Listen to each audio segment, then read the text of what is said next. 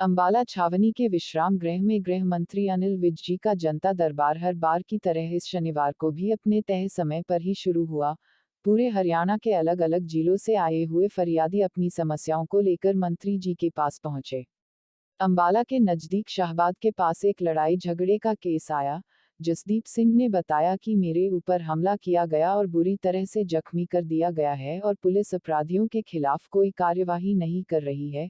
जबकि दूसरे पक्ष ने बताया कि जसदीप के जख्म निराधार हैं और महिला डीएसपी सुरिंदर कौर वो भी उन्हीं के परिवार की एक सदस्य है जो हमारी सुनवाई नहीं कर रही है, और दोनों पक्ष एक दूसरे पर इल्जाम लगा रहे हैं और मंत्री जी से न्याय की गुहार लगाने आए हैं। अंबाला से कुलदीप सिंह और तिलक राज की खास जैसे रिपोर्ट। आपको चोटें लगी हैं, कैसे लगी? सर एक्चुअली में मेरे पड़ोस में कुछ फैमिली रहती है। वो क्या करती थी कि जैसे ही मैं डेली अप डाउन करता था, ऑफिस के लिए निकलता था, वो डेली मेरे साथ गाली गलौज करते थे, मेरा रास्ता रोकना, मुझे धमकी देना। तो इससे दुखी होकर मैंने कई बार पुलिस को कंप्लेंट की कि सर मुझे ऐसे ऐसे ये मतलब छेड़ते हैं और मेरा रास्ता रोकते हैं और धमकियाँ देते हैं। बट पुलिस हर बार मेरी FIR को, मेरी कंप्लेंट को इग्नोर कर देती थी। आप तो कहाँ के रहने वाले? शाहबाद से। तो आपने कंप्लेंट की है? हाँ जी, बहुत कंप्लेंट्स की हैं हमने। तो उसके बाद पुलिस हमें ये कहती है कि अगर आपने बचना है तो आप ऐसे करो, ये लड़कियां हैं, इन्हीं की सुनवाई होगी, आपकी कोई सुनवाई नहीं है, आप घर छोड़ के चले जाओ। हम लोग 4 महीने से घर छोड़ के अपना शहर में किराए पे रहते हैं। तो काफ़ी टाइम के बाद 17 तारीख को लास्ट मंथ की मैं जब ऑफिस से छुट्टी करके निकल रहा था, तो इसका लड़कियों का भाई गगनदीप सिंह और इन्होंने अपने साथियों के साथ मुझ पर एकदम हमला कर दिया। मेरे सिर में कुल्हाड़ी मार दी, पैर पे गंडासी, तो मेरे पास बेस बैट के साथ बहुत मतलब एक तरफ से मुझे डैमेज कर दिया।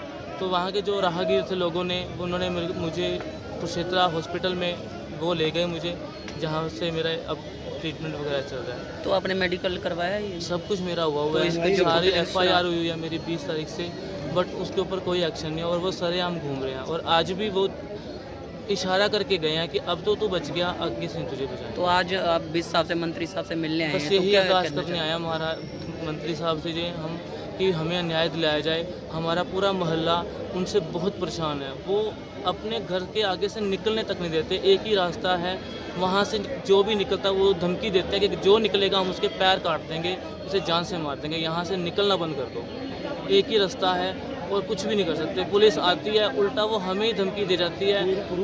हमारे पास सारे सबूत हैं, वीडियोज़ हैं, फ़ोटोज़ हैं, सारे प्रूफ होते हैं, पुलिस को दिखाते हैं, फिर भी कोई सुनवाई नहीं। यहाँ पर क्या मुद्दा है और जो आप आए हुए हैं यहाँ पर?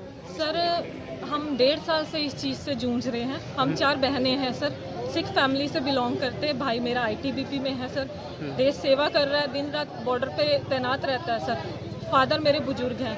हम लोग सर इस मुद्दे पे आए हैं क्योंकि हमें पता है कि कहीं से समाधान नहीं मिलेगा। हमें अनिल विज जी पे पूरा भरोसा है, वही सुन सकते हैं।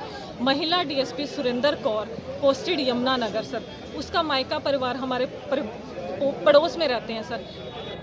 आज से 15 मई 2020 से लेकर सर अब तक हम पर 10 हमले हो चुके हैं। हमारे पास सारे प्रूफ हैं। अभी रिसेंटली क्या हुआ है सर, 12 जुलाई 2021 को DSP सुरिंदर कौर, महिला DSP है जो यमुनानगर से, उसके पूरे मायके परिवार में द्रौपदी उसकी सगी भाभी, उसकी सगी भतीजी बलविंदर उर्फ वर्षा, उसकी सगी बहन सोनिया उर्फ गुलाबो, सोनिया की जो ननद है अनीता, और उसकी ननद भी है शकुंतला, और इनके जो खास रिश्तेदार हैं, इनका उठना बैठना काफ़ी है। एक मुस्लिम परिवार है सर।